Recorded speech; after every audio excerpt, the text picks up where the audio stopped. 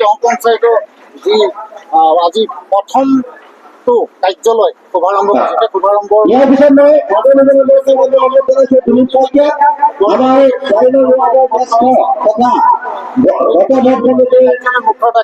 সম্পাদক আছিলে শুভাৰম্ভ কৰি গৈছে। ইতিমধ্যে উপস্থিত হৈ ৰাইজৰ লগত মত বিনিময় কৰি গৈছে আৰু তাৰে কিছু পৰিৱেশ সহযোগী সমাজপ্ৰিয় ব্যক্তি আৰু সন্মানীয় বিগত বছৰ বছৰ ধৰি ৰাইজৰ লগত থাকি আহিছে আৰু ৰাইজৰ কাম কৰিবলৈ এবাৰ জিলা পৰিষদ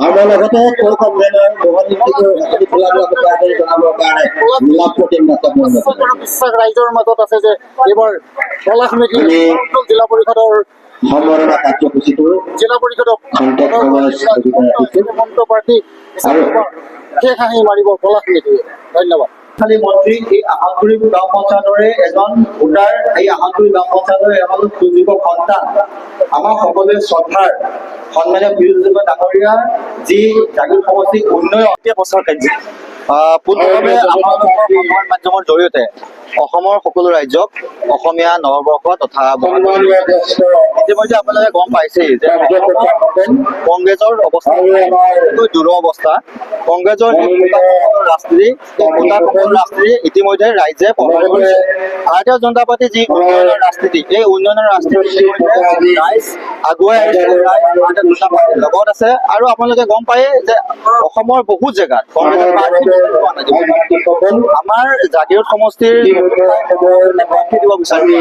আজি আমাৰ এই ধৰমপুৰ জিলা পৰিষদ, এই জিলা পৰিষদটো 8টা গাঁও পঞ্চায়তেৰে গঠিত। এই 8টা গাঁও পঞ্চায়তত ইতিমধ্যে বিনা প্ৰতিদ্বন্দ্বিতা আমি ইতিমধ্যে আৰু বহু জেগাত যি উপ সদস্যসকল আছে, সেই উপ সদস্যসকলো তেখেতে বিচাৰি পোৱা নাই। এটাই বুজিব পৰা গৈছে যে অসমৰ মাননীয় মুখ্যমন্ত্ৰী আমাৰ ডাঙৰীয়া, জাগিৰোড সমষ্টিৰ বিধায়ক ডাঙৰীয়াই জাগিৰোড সমষ্টিৰ কাম কাজ কৰিছে।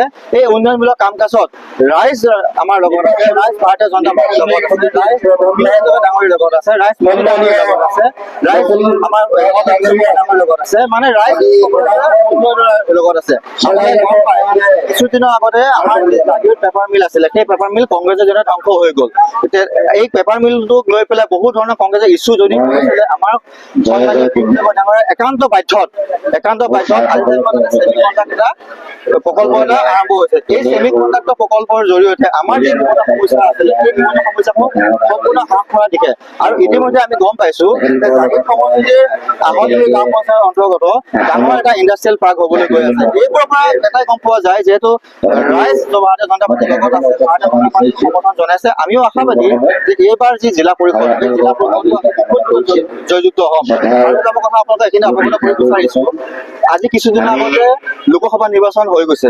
এই লোকসভা নিৰ্বাচনত ভাৰতীয় জনতা পাৰ্টীয়ে এই আমাৰ যি ধৰমপুৰ জিলা পৰিষদ আছে ঐতিহ্যমণ্ডিত ধৰমপুৰ জিলা পৰিষদত আমি বিৰোধী দলত গৈ প্ৰায় 22,000 ভোটত আমি লিড পাইছো।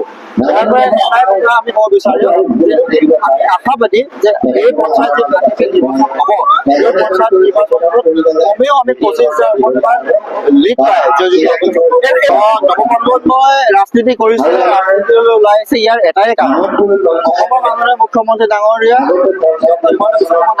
যুৱকসকলৰ লগত গম পায় যে কংগ্ৰেছৰ পাই গৈছিলে। যেতিয়াই অসমত আমাৰ বিজেপি চৰকাৰখন গৈছে, তেখেতলোকে যি প্ৰতিশ্ৰুতি দিছিলে, সেই প্ৰতিশ্ৰুতি আখৰে আখৰে পূৰণ কৰিছে। আমাৰ যুৱক যুৱতীসকল আছে, কোনো পইচা পাতি নোহোৱাকৈ তেখেতলোকে চাকৰি পাবলৈ সক্ষম হৈছে। কিন্তু এইটো কিন্তু কংগ্ৰেছ হোৱা নাছিলে।